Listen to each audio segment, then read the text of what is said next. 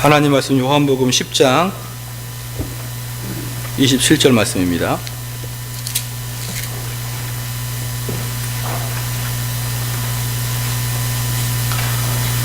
하나님 말씀 요한복음 10장 27절부터 29절 말씀까지입니다. 27절부터 29절 말씀까지 봉독해 올리겠습니다. 내 양은 내 음성을 들으며 나는 저희를 알며 저희는 나를 따르니라. 내가 저희에게 영생을 주노니 영원히 멸망치 아니할 터이요 또 저희를 내 손에서 빼앗을 자가 없느니라. 저희를 주신 내 아버지는 만유보다 크심에 아무도 아버지 손에서 빼앗을 수 없느니라. 저희 상송 제1교회는 기독교 정통을 따라가는 그런 교회입니다. 그 말씀은 뭐냐 그러면 현대주의를 추구하지 않는다 이 말이죠. 그래서 저희 교회는 현대에서 하는 것들을 거의 잘 하지 않겠다라고 이야기를 하는 교회입니다. 그럼 왜 그렇게 굳이 전통을 따르려 그러느냐? 많은 사람들이 저희 교회에서 생소한 것 중에 시편 찬송도 생소할 것이고요. 그죠? 시편 찬송 몇 번을 불러도 은혜가 안 되죠? 나를 찢으소서 저 원수를 죽여주소서 이런 가사가 시편에 나와 있다는 것을 여러분 아시고 있었나요? 또 하나 우리 교회 와서 새롭게 그 용어들을 새롭게 듣는 것 중에 하나가 개혁주의 이런 이야기 듣지 못하다가 우리 교회 와서 아마 많이 들을 겁니다. 귀가 따갑도록 들을 것이고 또 하나 청교도 또 하나 칼빈주의 이런 이야기들은 보편적인 교회에서 듣지를 않습니다. 쓰지를 않죠. 칼빈이란 이름은 잘 아는데 칼빈이란 이름이 프랑스어로 깔뱅이라는 것도 잘 아는데 그 사람이 뭐라고 했는지 사실 아는 사람도 없고 가르쳐주지도 않습니다. 그런데 제가 왜 그 정통 기독교를 이야기하면서 이것들을 이야기하냐 그러면 바로 그 길을 따라가는 게 정통 기독교이고 그 정통 기독교를 따라가야 거기에 구원이 있기 때문에 그러는 것입니다. 사람들이 그렇게 이야기합니다. 목사님 성경이면 됐지. 오늘 사실은 제목을 예수이면 되지 왜 칼빈주의를 논하는가? 원래 이게 아니었습니다. 원래 제목은 예수님은 칼빈주의자다 라고 하려다가 너무 강해서 우리 성도가 이단이 아닌가 이렇게 이야기할까 싶어서 좀 더 완곡하게 완만하게 표현했습니다. 예수님이면 되지 왜 칼빈주의를 하는가? 사람들이 실질적으로 많이 그러거든요. 성경이면 되지 왜 교리입니까? 그잖아요. 어떤 사람이 심지어 교리를 인간이 만들었다고 그럽니다. 인간이 만든 교리를 왜 배웁니까? 라고 되지 않는 소리를 하는 그런 백성들이 있더라 이 말입니다. 그래서 그 주님께서 십자가에 돌아가실 때 하나님께 기도할 때 저들이 알지 못하고 저렇게 한다고 말하는 것처럼 그렇게 이야기할 때마다 사람들이 그렇게 이야기할 때마다 제 마음속에는 너희들이 몰라서 그렇게 이야기를 한다라고 이야기를 하는 것이에요. 나는 예수님을 섬기러 왔고 예수님 복음을 들으러 왔지 칼빈을 들으러 오지 않았습니다. 나는 순수한 복음을 들으러 왔지 교리를 들으러 오지 않았습니다 라고 이야기하는 사람들이 있습니다. 그리고 아마 이것에 대해서 아직까지 퀘스천 마크를 붙이고 있는 사람이 있을 것입니다. 그래서 오늘 본문 말씀이 이것을 정확하게 보여주기 때문에 이참에 왜 우리가 개혁교회라고 하면서 왜 우리가 청교도라고 하며 왜 우리가 칼빈주의라고 하는지를 제가 소상하게 말씀을 드릴 테니까 큰 은혜 받고 칼빈주의 교회만 출석하기를 주의 이름으로 축원합니다. 칼빈주의 교회를 출석하지 않으면 알미니안주의 교회를 가게 되어 있습니다. 둘 중에 하나예요. 차든지 덮든지 둘 중에 하나입니다.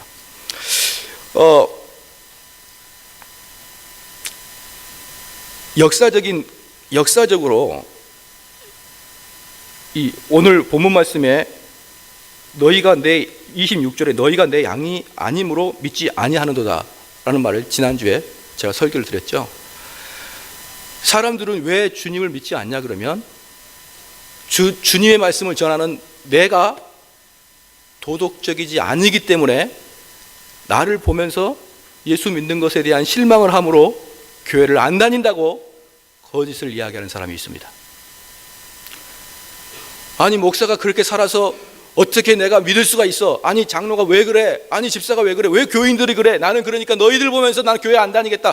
그건 거짓말입니다. 그건 자기를 위로하는 것이죠. 왜 그들이 교회를 안 다닙니까? 왜 그들이 복을 받아들이지 않습니까? 그들은 하나님의 양이 아니기 때문에 버림받은 자기 때문에 아무리 이야기를 해도 듣지 않는 것입니다. 뭐라고요? 목사님이 못하니까 못 듣는다고요? 그러면 한번 물어볼게요. 나는 예수님을 믿으려고 그랬는데 가룟 유다 보고 못 믿겠다. 어떻게 예수님 믿는다는 가룟 유다가 저 모양이냐라고 이야기하면서 교회를 안 다닌다. 예수를 믿지 않는다. 그게 자기의 방어적인 요소가 됩니까? 마지막 심판대 앞에 가가지고 내가 예수님 믿지 않느냐는 이유는 예수님 믿으려고 막 하는 순간에 가룟 유다의 저 나쁜 행실을 보고 내가 예수님 믿지 못했습니다. 그게 우리가 천국 가는데 변호가 되는 이야기입니까? 근데 왜 많은 사람들은 믿는 사람들의 행위를 보고 내가 저 행위들을 보니까 못 믿겠다. 그래서 우리는 불안해서 진짜 그러네. 믿지 않는 자들이 우리 행위를 보고 우리가 너무 못하니까 이제부터 무엇을 합니까? 행위를 변화시키려고 노력을 합니다. 그걸 성경에서 뭐라고 합니까? 내적인 변화가 없이 행위의 변화를 성경에서 뭐라고 합니까? 바로 외식하는 자, 바로 가식하는 자라고 이야기하는 것이죠. 우리가 세상적인 사람들한테 눈에 맞추려고 우리의 신앙생활을 좌지우지하기 시작하면요 100% 외식하는 자가 되게 되어 있습니다. 세상 사람들 말에 신경 쓰지 마십시오. 그들은 우리를 이해하지 못합니다. 우리는 내면이 변화가 돼야 됩니다. 내면이 변화가 돼야 그게 그리스도인인 것이에요. 그러면 문제는 뭐냐면 어떻게 내면이 변화되겠느냐 이 말입니다. 어떻게 하여야 내면이 변화되겠느냐? 그게 바로 칼빈주의에 나와 있다 이 말입니다.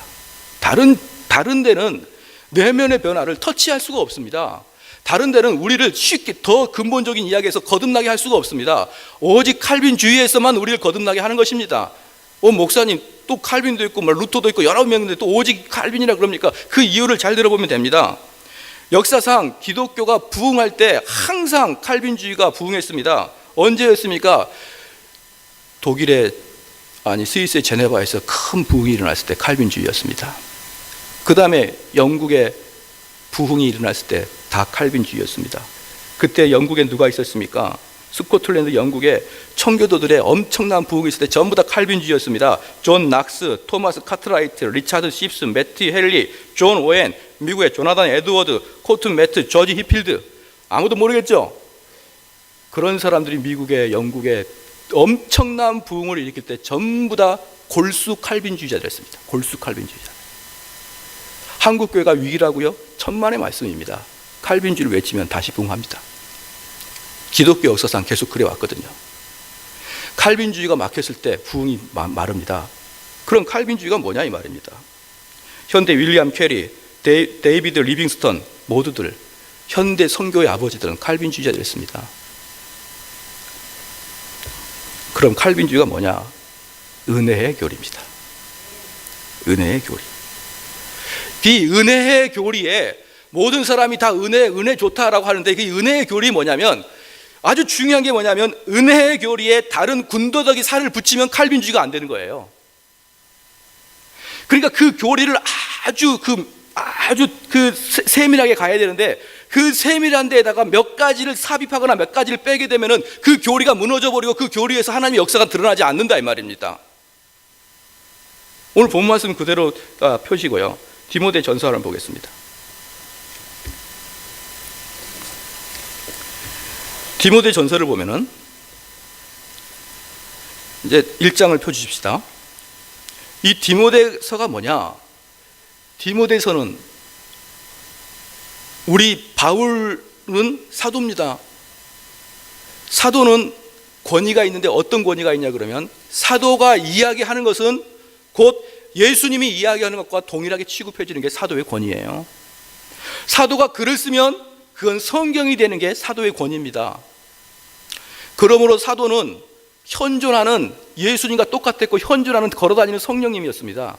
그래서 그들의 말 한마디 한마디는 성경이 되었습니다. 그들의 말 한마디 한마디는 진리가 되었습니다. 그들의 말 한마디는 모든 사람들의 가치 기준이 되었습니다. 그게 사도입니다.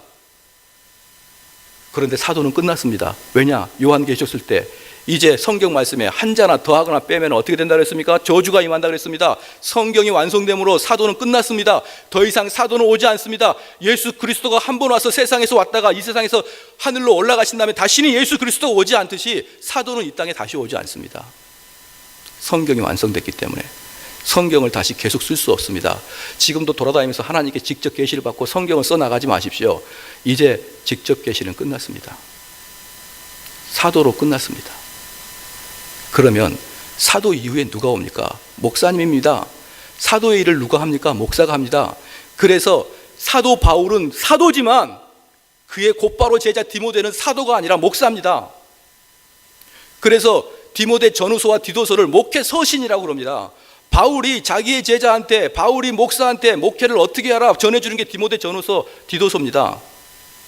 그러면은 그 목사는 사도들과 똑같이 그런 권위를 가지고 하나님께 직동 계시를 받고 하나님의 예언을 성취하는 게 아니라 바울이 가르쳐 준 것 그대로 앵무새처럼 이야기하는 게 목사의 직무입니다. 목사는 뭔가를 창조하는 게 아닙니다. 이미 있는 것을 그대로 이야기하는 것입니다. 그래서 우리를 향해서 뭐라고 합니까? 주의 증인이라고 합니다. 증인은 뭡니까? 어떤 법정에서 증인은 뭡니까? 자기가 이야기를 만들어내는 게 아닙니다. 본대로 이야기하는 게 증인입니다. 우리 그리스도인들은 증인입니다. 어디서 본 걸 말합니까? 성경에서 보는 걸 증거하는 것입니다. 어떤 사람이 꿈에 보는 걸 증거하는데 그렇게 하지 마십시오. 그 꿈 잠깐 보면 개꿈일 수가 있어요. 꿈을 증거하는 게 아니라 내가 꿈을 꿨는데 이렇습니다. 그러면은 우리 아이들 보니까 꿈을 꿨는데 무슨 아빠 꿈을 꿨어요. 무슨 꿈을 꿨냐 했더니 마이쮸를 먹는 꿈을 꿨다는 거예요. 그 수준에 맞게 꿈은 꾸지게 돼 있습니다. 그 수준에 맞게 아이한테 성령님이 역사한다고 막 성령의 강한 임재가 막 꿈에 나타나는 게 아니라 마이쮸를 실컷 먹었던 꿈을 꿨다. 행복하다. 그러면 우리 목회자들은 꿈과 환상을 통해서 사람들한테 이야기하는 게 아니라 성경을 통해서 이야기하는 것입니다. 그래서 1장 5절 말씀에 바울이 디모데한테 이야기하기를 경계의 목적은 청결한 마음과 선한 양심과 거짓 없는 믿음으로 나는 사랑이거늘. 우리 바울이 디모데한테 이야기하기를 청결한 마음과 선한 양심과 거짓 없는 믿음, 그리고 6절에 사람들이 이에서 벗어나 헛된 말에 빠지지 않게 하기 위해서, 그럼 디모데 너가 무엇을 해야 되느냐 이 말입니다. 그들을 위해서 기도하라 그가 아닙니다. 그들을 위해서 뭔가를 설득하라 그가 아니에요. 그가 아니고 10절에 음행하는 자며 남색하는 자며 사람을 탈취하는 자며 거짓말하는 자며 거짓 맹세하는 자와 기타 바른 교훈을 거스리는 자를 위함이니. 그 다음에 그 11절 밑에 이 교훈은 내게 맡기신 바 복되신 하나님의 영광의 복음을 나타내십니다. 교훈을 가리키라고 합니다. 교훈을 가리키라고 합니다. 그 다음에 4장 보겠습니다. 4장 6절에 내가 이것으로 형제를 깨우치면 그리스도 예수의 선한 일꾼이 되어 믿음으로 말씀과 내게 줬는 선한 교훈으로 양육을 받으리라. 선한 교훈으로 양육을 받은 자는 어떻게 되는다? 7절에 망령되고 허탄한 신화를 버리고 오직 경건에 이르길 연습하라. 즉 경건에 이를 수 있는 사람들은 선한 교훈을 받아들인 사람이 경건에 이르는 것입니다. 그런데 그 선한 교훈을 전하기가 얼마나 힘든지 11절에 네가 이것을 명하고 가르치라. 명령하고 가르치고 권면하고 그것을 듣도록 하라 이 말입니다. 그 다음에 좀만 더 보겠습니다. 디모데 전후서에 선한 교훈, 바른 교훈 엄청나게 나옵니다. 하나만 더 보겠습니다. 디모데 후서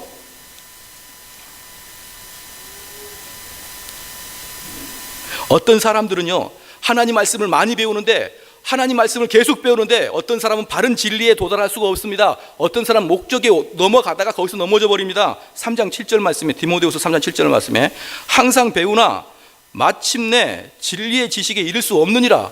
진리의 지수 없어요. 항상 배우는데 진리의 지식에 이를 수가 없는 사람이 있다 이 말입니다. 어떤 사람입니까? 바로 바른 교훈을 받지 않은 사람. 3장 10절에 시작. 나의 교훈과 행실과 의향과 믿음과 오래 참음과 사랑과 인내와 바른 교훈을 받아야 됩니다. 4장 2절에 너는 말씀을 전파하라. 때를 어떤지 못 어떤지 항상 힘쓰라. 범사에 오래 참음과 가르침으로 경책하여 경계하며 가르치고 경책하고 권면하라 이 말입니다. 무엇을? 3절에 때가 이르리니 사람이 바른 교훈을 받지 아니하면. 바울이 지금 이제 다시 요한복음 펴주십시오. 바울이 제 1대 목사인 디모데한테 계속 이야기한 게 뭡니까? 바른 교훈을 가르치라. 바른 교훈을 가르치라. 바른 교훈을 가르치라. 바른 교훈을 가르치지 않으면 그가 허탄한 생각에 빠질 것이고 바른 교훈을 가르치지 않으면 그가 구원에 이른 지혜를 이루지 못할 것이다 했습니다. 그럼 제가 묻겠습니다. 이 바른 교훈이 무엇일까요? 그게 헬라어로 독트린입니다. 독트린.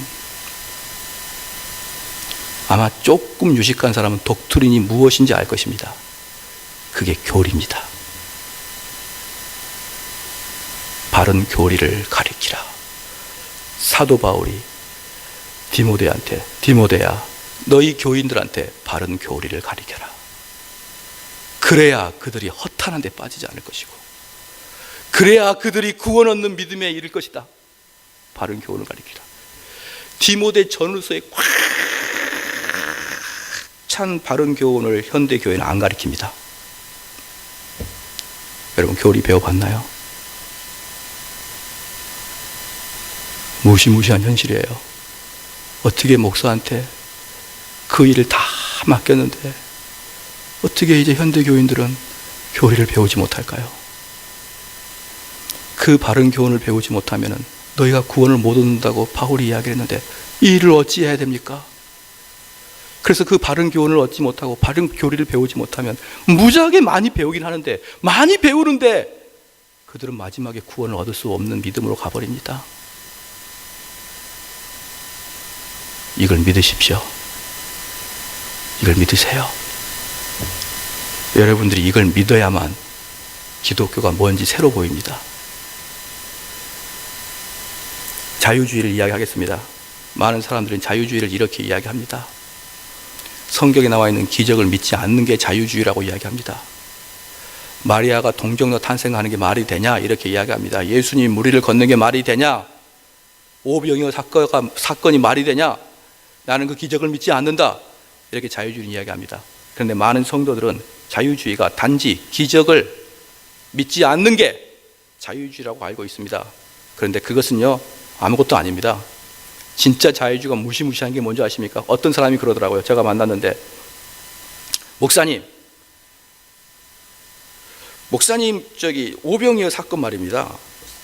누가 어떤 아이가 빵과 물고기 2마리를 가지고 와서 점심시간이 됐는데 다른 사람도 다 빵과 물고기를 가지고 있었다는 것이죠. 그런데 그걸 자기만 먹으려고 숨기고 안 뺀 것입니다. 모든 사람들이, 어른들이. 그럴 때 아이 하나가 자기한테 있는 것을 예수님께 드림으로, 많은 사람들이 그 아이가 예수님께 드리는 걸 보고 너무 감동을 받아서 자기 양심의 가책을 느끼고 자기가 가지고 있던 떡과 물고기를 꺼내서 옆 사람과 같이 나눠 먹기 시작하였다. 그게 오병이어의 기적을이다. 그래서 그들이 말하기를 뭐라냐 그러면, 실제로 예수님이 기적을 일으켜서 떡을 떼준 게 아니라 오히려 예수님은 그들에게 서로 나눔의 정신을 가르쳐 줬다라고 저한테 나불나불 거려서 제가 그랬습니다. 예수님이 그것도 못하면 신이냐? 예수님이 무리도 못 걸어가면 신이냐 말이야. 그래 예수님 뭐하러 믿냐? 저를 째려보고 갔습니다. 그게 자유주의라고 생각합니다. 그 자유주의는 그건요, 아주 표면적인 것입니다. 진짜 자유주의 무서운 게 뭔지 아십니까? 여러분, 여기 있는 사람들 중에 예수님이 물로 포도주를 만드신 것을 믿으십니까? 그거 쉽습니다. 믿는 거. 우리 동양 사람들은 그런 거 믿는 거 쉬워요. 왜? 너무 환타지를 많이 봤으니까. 마술도 많이 보고. 그런 거 믿는 거 아무것도 어렵지 않습니다. 그러므로 그거 안 믿는다고 해서 안 믿는 게 더 어렵습니다. 왜? 예수님은 신이니까. 신은 그 정도 해야 신이지. 근데 자유주의는 진짜 무서운 게 뭐냐? 내가 하나님 만나는데 특별한 체계 없이 직접 하나님 만나려고 하는 게 자유주의입니다. 정통주의는 뭐다? 내가 하나님 만날 때 어떤 특별한 체계 하에서 하나님 만나는 것이고, 자유주의는 내가 지금 이 시간 하나님 만나는 거예요. 내가 하나님 만나러 가는데 아무것도 걸릴 거 없습니다. 내가 지금 이 시간에 예배드리고 지금 이 시간에 기도하면 하나님 만납니다. 하나님 만나는 걸 자유롭게 만난다 하여 자유주의라고 하는 거예요. 그게 무섭습니다. 그게 무서워요. 그래서 사람들은 교리 체계를 통해서 하나님께 가려고 하는 게 아니라 교리 체계 다 필요 없고 지금 하나님 만나려고 합니다.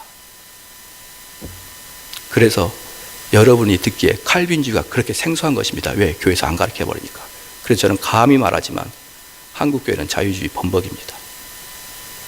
하나님께 나아가는 체계가 없습니다. 순식간에 하나님 만나기를 추구하는 것입니다. 그런 바람이 한번 불죠. 어떻게 된 줄 아십니까? 우리 교회에서 가장 중요한 것은 더 이상 성경의 교재가 아닙니다. 한 시대가 지나죠. 뭐 합니까? 얘들 노래만 부르고 끝납니다. 하나님 말씀을 들을 필요가 없죠. 왜? 자유스럽게 만나는데.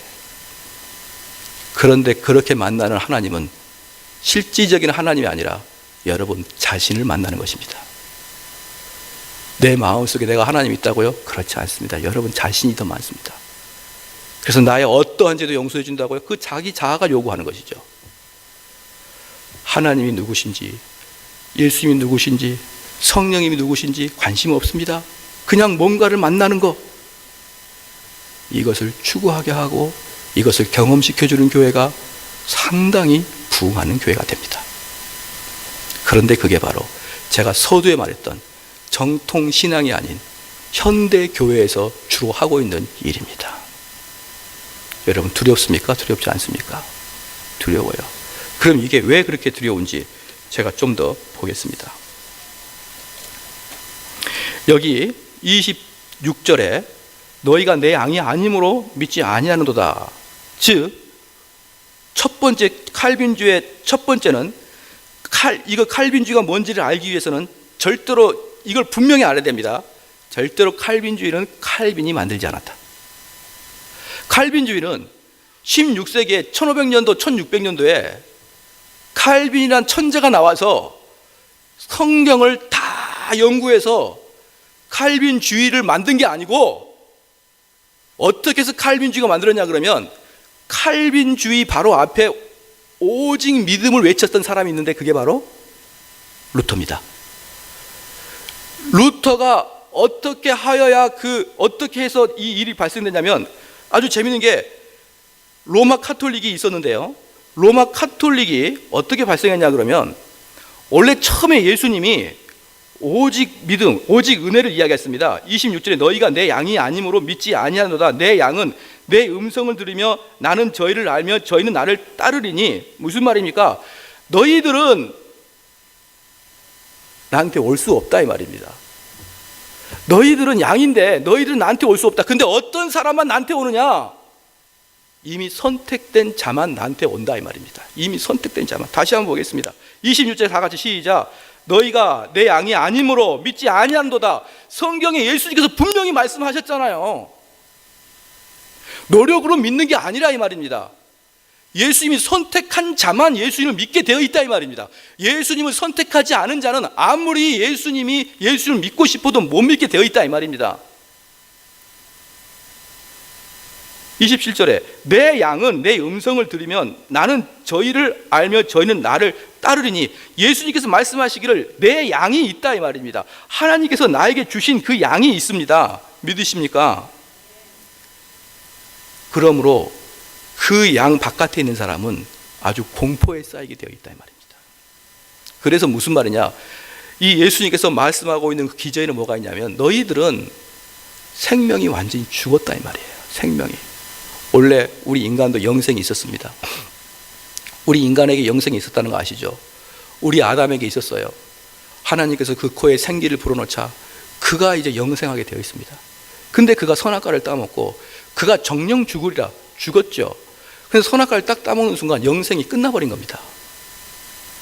육체의 생명이, 영생이 끝났으니까 밑에 뿌리가 잘린 그 꽃처럼 잠시 동안 꽃은 피어 있을지라도 뿌리가 없어지므로 그건 죽어가고 있는 것이에요.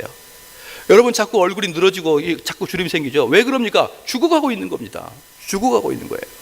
생명이 있다면 그러지 않습니다. 우리는 영원히 죽어있기 때문에 자꾸 죽어가는 겁니다. 왜? 아담 이후에 모든 사람이 그렇게 되니까. 그러니까 이게 이제 예수님이 말한 거예요. 너희들 다 죽어있는데 어떻게 죽어있는 애가 예수님 나 예수님 믿겠습니다. 어떻게 죽어있는 애가 예수님 나 예수님 믿고 내가 은혜 받겠습니다. 그렇게 할 수 있느냐 이 말입니다. 죽어있는 애들은 뭐냐? 돌처럼 빳빳이 굳어있다 이 말입니다. 죽어있는 사람들은 그 마음속에 하나님을 찾고 싶은 마음도 없고 하나님을 찾고 싶어도 그런 능력도 없다고 로마서 이야기가 나옵니다. 그들은 돌입니다. 그들은 시체예요. 그들은 죽었습니다. 썩은 냄새가 풀풀 납니다. 그러면 내가 믿지 않는 배우자랑 같이 자는 것은 영적 시체랑 같이 잔다고 내가 이야기했어요. 풀풀 납니다. 그런데 그에게 모두 죽어있는 돌처럼 굳어 있고 시체처럼 죽어 있고 나사로처럼 다 죽어 있는데 그에게 우리 주님께서 나사로야 라고 말을 하시는 거예요. 개똥아 소똥아라고 말씀을 하시는 겁니다. 그럼 그 양은 그 음성을 듣고 벌떡 일어납니다. 그래서 예수님께서 첫 번째로 이야기한 것, 즉 칼빈주의의 첫 번째로 이야기한 것, 인간의 전적 타락이에요. 인간의 전적 타락. 인간은 완전히 타락해서 소생할 수가 없다.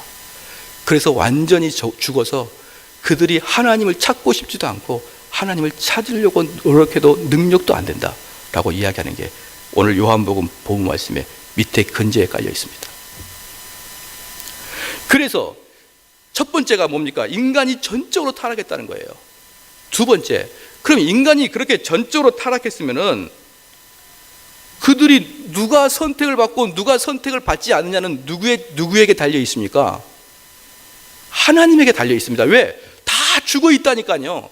에스겔의 골짜기처럼 마른 뼈들이 전부 다 있는 것입니다.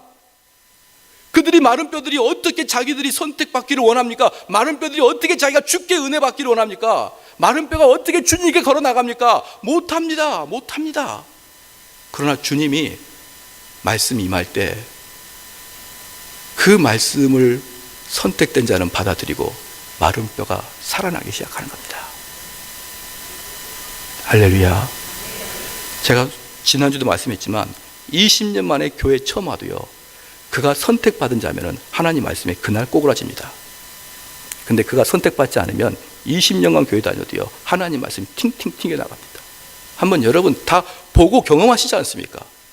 어떻게 내가 사랑하는 이 아이가, 어떻게 내가 사랑하는 이 남편이 수십 년을 교회 다녔음에도 불구하고 여전히 강팍한 마음이 있는 걸 실제로 눈으로 목도하고 있지 않습니까? 그들은 하나님의 은혜가 아니면 소생할 방법이 없습니다. 그래서 하나님께서 그를 선택했는지 안 했는지는 언젠지는 모릅니다. 때가 있겠죠. 그래서 더 나중에 그를 선택해서 그때가 되면 하나님 마음이 그 말씀이 그 마음에 들어갈 수 있겠죠. 하지만 그 전까지는 그는 여전히 구원받지 못한 백성입니다.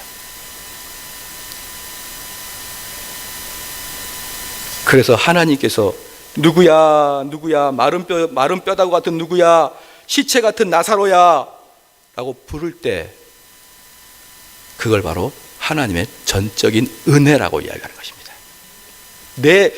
내가 어떤 요만큼도 공로를 할 수 없는 하나님의 전적인 은혜, 하나님의 전적인 선물, 내가 열심히 노력해서 그거에 대한 삭스를 나한테 주는 게 아니라, 열심히 해서 공로에 대한 대가를 나한테 주는 게 아니라 전적인 하나님의 은혜로 내가 소생케 되는 것입니다. 그래서 칼빈주의의 두 번째 단락은 하나님의 전적인 은혜입니다. 그것은 바울이 이야기합니다. 바울이 뭐라고 했습니까? 갈라디아 교회에서 일단의 무리들이 예루살렘 교회에서 내려옵니다. 자기들이 야고보의 제자라고 내려옵니다. 그러면서 뭐라고 하는지 아십니까? 야, 너희들 하나님 은혜 받은 것도 좋아, 하나님 믿는 것도 좋아, 그런데 마지막에 하나 할례는 해야지. 너희가 할례는 해야 구원을 받는 거야 라고 할 때 바울이 뭐라고 하는지 아십니까? 승길이 이렇게 나가지고 손 할례당이라 그러면서 그를 향해서 저주를 받을 것이다, 저주를 받을 것이다. 너희들이 복음에다가 너희들이 행위를 살짝 갖다 붙이면 너희들은 저주를 받을 것이다 라고 바울이 이야기합니다. 사랑하는 성도 여러분, 온전한 은혜의 교리에 인간의 행위를 갖다 붙이고 싶어하는 마음이 항상 있습니다. 근데 그걸 도려내야 됩니다. 바울이 그렇게 얘기했습니다. 바울은 뭐라고 했습니까? 오직 하나님의 은혜로만 구원을 받는다. 유대인들이 뭐라고 했습니까? 하나님 은혜도 받고 또 하나 우리의 열심도 있어야 된다 라고 이야기합니다. 그렇지 않습니다. 하나님의 은혜를 받으면 열심의 마음이 생깁니다. 그래서요, 이렇게 보면 됩니다. 우리 A라는 백성이 열심히 노력하는데 그 열심히 노력하는 이유가 내가 주께 열심히 노력함으로, 내가 주 앞에 열심히 봉사함으로 은혜를 받겠다, 이렇게 생각하는 게 행위구원입니다. 근데 진짜 바울이 이야기하는 것은요, 너희가 복음이 들어가게 되면 그가 안 할래야 안 할 수가 없다라고 이야기합니다. 그래서요, 저는 여러분에게 이야기하고 싶습니다. 여러분 복 받으려면 열심히 헌신하십시오. 이 이야기는 복음을 막는 겁니다. 여러분의 행위가 드러나지 않으면 여러분은 구원받지 못했습니다. 이게 진짜 복음입니다. 전자와 후자 중에 어느 게 더 두렵습니까? 칼빈주의가 훨씬 두렵습니다. 우리가 오늘 볼까요? 27절 다 같이 한번 읽겠습니다. 시작. 내 양은 내 음성을 들으며 나는 저희를 알며 저희는 나를 따르니라. 양은, 예수님의 양은 예수님 말씀하실 때 그 말씀을 듣고 감동을 받게 되어 있습니다. 여기 있는 여러분들 중에 영어 잘 못하시는 분 많죠? 미국 목사님 여기서 아무리 감동스러운 설교를 해도 여러분은 아무 감동을 못 받습니다. 왜? 우리 말이 아니니까. 마찬가지로 하나님 말씀이 선포가 되는데 하나님의 양이 아닌 사람들은 아무리 하나님의 진리 선포해도 끄떡도 안 합니다. 두 번째, 그렇게 마음을 감동을 받고 너희가 정말 내 양이냐? 그러면 따른 게 뭡니까? 27절 후반부에 저희는 나를 따르느니라.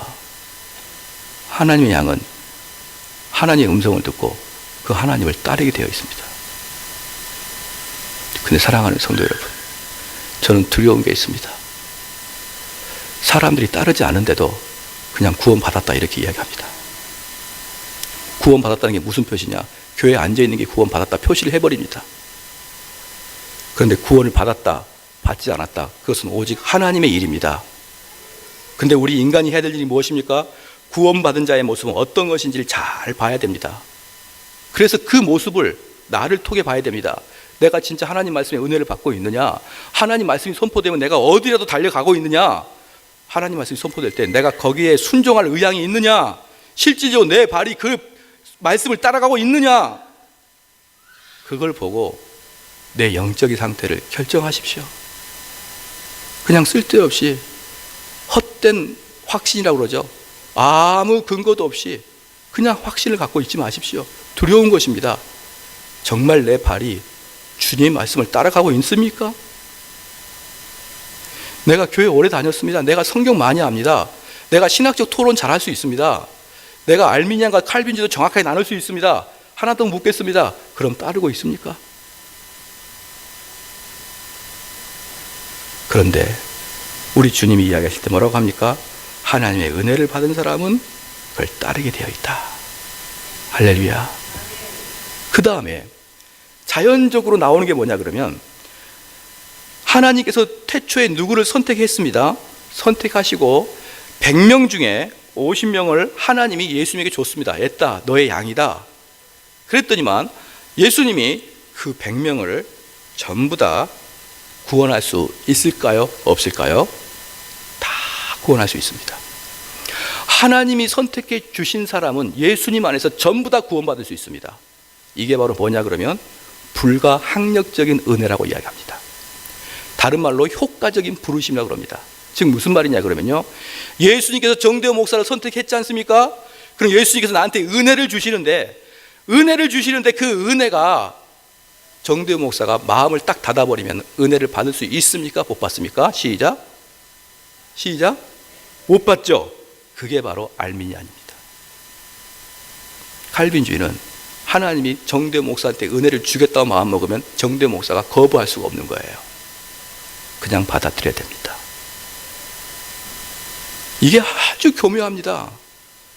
그래서 우리가 어떻게 이야기합니까? 어느 날 소나기가 강하게 내려오는데 내가 컵을 뒤집어 놓으면 물을 한 방울도 받아낼 수가 없는 것입니다. 그래서 우리는 컵을 뒤집어 놔라. 그러면 성령의 은혜가 찰 것이다. 이렇게 이야기한 게 알미니안이에요. 칼빈주의는 어떻게 얘기하는 줄 아십니까? 그 컵조차도 하나님이 뒤집어 주신다는 거예요. 엄청난 차이입니다. 엄청난 차이예요. 왜 엄청난 차이냐면 거기에 구원의 유무가 달려 있으니까 그렇습니다. 보십시다.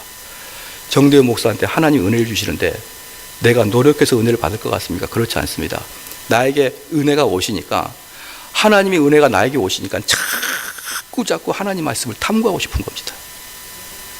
그런데 남들이 보면요, 야, 정대호 목사 진짜 공부 열심히 한다. 당구 치는 사람들 잘 아시죠? 어떤 사람이 야, 저 청년 당구 진짜 열심히 친다. 아예 그런 거 아닙니다. 좋아서 치는 겁니다. 좋으니까 계속 가는 겁니다. 내가 진짜 열심히 치니까 당구에 실력이 있는 게 아니라 내가 좋으니까 열심히 치는 것이고 열심히 치니까 실력이 느는 것입니다. 마찬가지입니다. 하나님이 은혜를 주시면요, 교회를 그냥 매일매일 나오고 싶은 마음이 굴뚝 같습니다. 듣고 싶은 마음이 굴뚝 같아요. 그리고 그 말씀을 실천하고 싶은 마음이 굴뚝 같습니다. 그런데 그 굴뚝 같은 마음이 하나님이 억지로 우리한테 준 게 아니라 우리가 기쁨으로 받아들일 수 있도록 주신다 이 말이에요. 예를 들어서 무속인들은 신내림 받을 때 나는 신내림 받고 싶지 않습니다 계속 하면 무속인들은 어떻게 합니까? 계속 집안에 어려움과 고통과 풍란이 닥치게 하는 것입니다.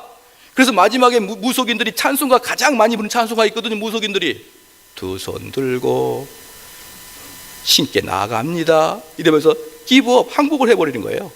그 신내림을 받은 것입니다. 그건 무속인입니다.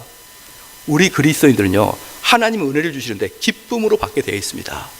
할렐루야. 예컨대 이겁니다. 내가 어떤 자매를 보고 딱 사랑합니다. 제가 우리 집사람 보고 딱 처음에 보고 딱 사랑했어요. 저는 원래 성질이 급해서 모든 걸 딱 한 번에 결정합니다.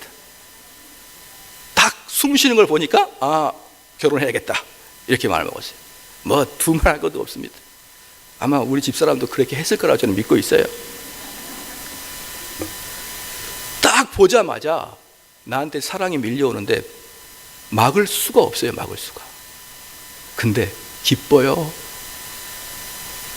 그냥 집에 있어도 자매의 얼굴이 떠오르고, 아, 나한테 왜 이렇게 힘든 일이 발생했지가 아니라 그냥 그 사랑을 받는데 기뻐요. 지금 보니까 약간 속았다는 느낌도 좀 들어요. 그때는 하나님이 나를 기쁘게 해버립니다. 기쁘게 해버립니다. 하나님의 은혜를 그렇게 받는 거예요. 여러분들이 내가 그 자매를 딱 보는 순간, 내가 사랑하는 사람을 딱 보는 순간 내 마음속에 사랑이 확 들어왔는데, 한번 묻겠습니다. 여러분 마음속에 마음을 여러분이 열었나요? 내가 이 자매를 이제도 사랑해야지. 2014년 3월 29일 이날로부터 나는 사랑을 시작. 열었나요? 아니지 않습니까? 우리 현실에서 분명히 나타나지 않습니까? 내가 사랑하는 사람은 그 사랑은 언제 나한테 들어왔는지 모르지만 내 마음 자체 빗장까지 다 열어버리고 들어왔죠. 우리 주님의 은혜가 그렇다 이 말입니다. 우리 주님의 은혜는 여러분이 막고 싶어도 못 막습니다. 이게 은혜라 이 말이에요. 은혜라. 그래서 내가 사랑하면은 그냥 쫓아다니는 겁니다. 꽃도 사가지고 하고. 제가 한 번은 우리 집사람하고 데이트를 할 때 그 화이트데이하고 우리 집사람의 생일이 아주 근접해요. 그럼 두 번 다 선물을 사줄 수 없잖아요. 네? 얼마나 그게 고민이 됩니까? 두 번 다 사줄까? 아니면 한 번에 할까? 그러다 갔는데 두 번을 한 번으로 줄여서 하기로 했어요. 갔는데 신촌에, 아마 우리 집사람이 기억할지 모르겠지만 신촌에 가니까 장미꽃을 팔아요. 니아가에서. 죄송합니다. 니아가를 구름마에서. 행상에서. 그리 가니까 다 팔고 마지막 한 뭉텅이가 있는데 제 귀에 쏙 들어오게 떨이라. 떨이라. 저는 이 세상에서 제일 좋은 소리가 떨이 이러는. 그리고 그걸 싸게 샀습니다. 그리고 그것을 딱 전해주는데 전해진 순간 꽃들이 머리를 푹푹 숙이기 시작합니다. 정말 민망하더라고요. 빨간 자미가 약간 까무잡잡하게 되고. 그래도 좋으니까 저를 따라온 거 아닙니까? 제가 어떤 노력을 해서가 아니라 하나님이 그 마음을 열어주신 거예요. 여러분이 하나님 사랑하면 순교까지 갑니다. 내가 사랑하는 사람을 위해서 죽기까지 하듯이 하나님 사랑하면 순교까지 합니다. 그게 노력으로 될 것 같습니까? 하나님은 우리를 순교하시기 위해서도 우리를 기쁘게 합니다.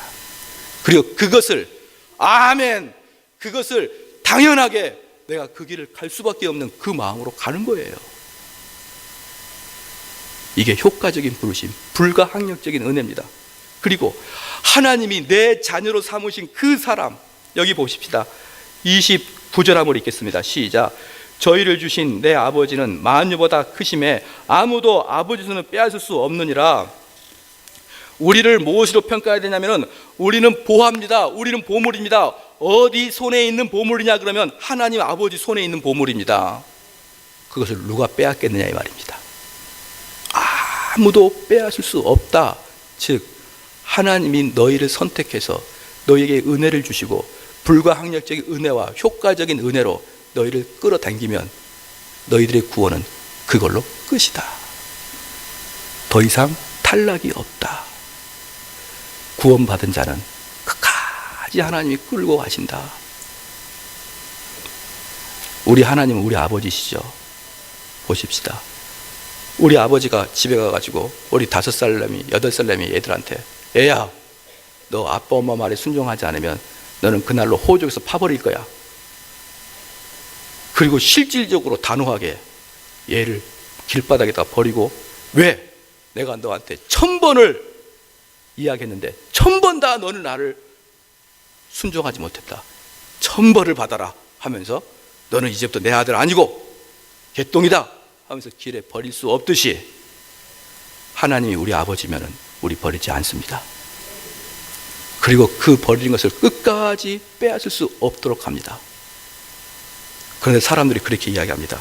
목사님, 그런 교리는요, 사람이 한번 구원받았다고 생각하면 더 이상 노력하지 않고 그렇게 사는 거 아닙니까? 그렇지 않습니다. 한번 봅시다. 여러분 자녀들이 엄마 아빠가 그렇게 하지 말라는 걸 용서해 줬어요. 그랬더니 그 자녀 마음속에 아이고야, 우리 아버지 어머니 말 듣지 않아도 나를 잘라내지 않으시네? 아이고야, 우리 아버지 어머니 말 안 들어도 그 유산은 나한테 올 것 같네? 아이고 알았다.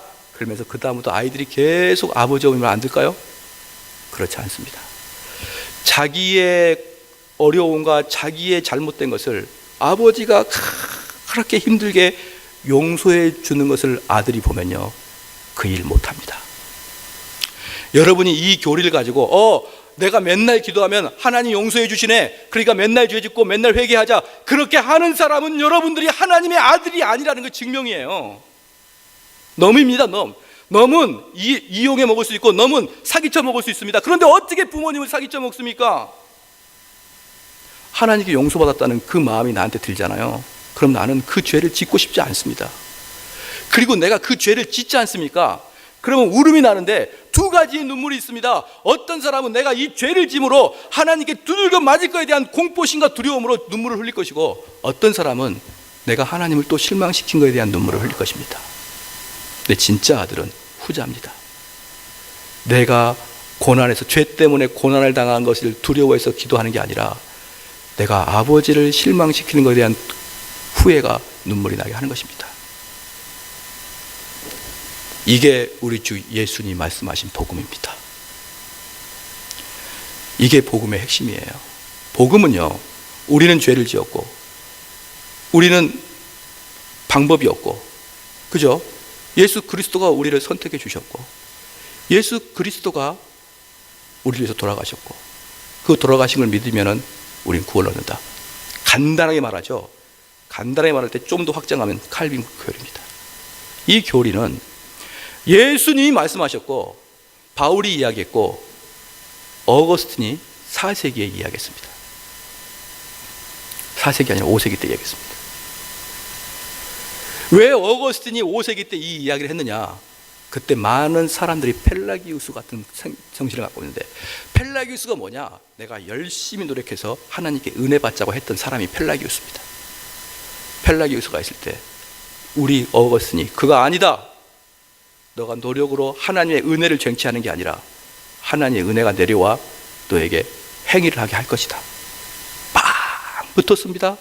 그래서 펠라기우스는 그때 이단으로 정죄받았습니다. 그런데 문제가 뭐냐? 많은 사람들이 어거스틴이 맞다고 했습니다. 오직 은혜가 맞다고 했습니다. 그런데요, 로마 카톨릭 교회가 어거스틴이 맞다고 이야기해놓고 갑자기 펠라기우스로 바뀌어버립니다. 어떤 계기가 있는지 모르겠어요. 갑자기 바뀌고, 그리고 이 땅의 1000년 동안을 은혜의 교리가 아니라 행위 구원으로 바꿔버렸어요. 두렵지 않습니까?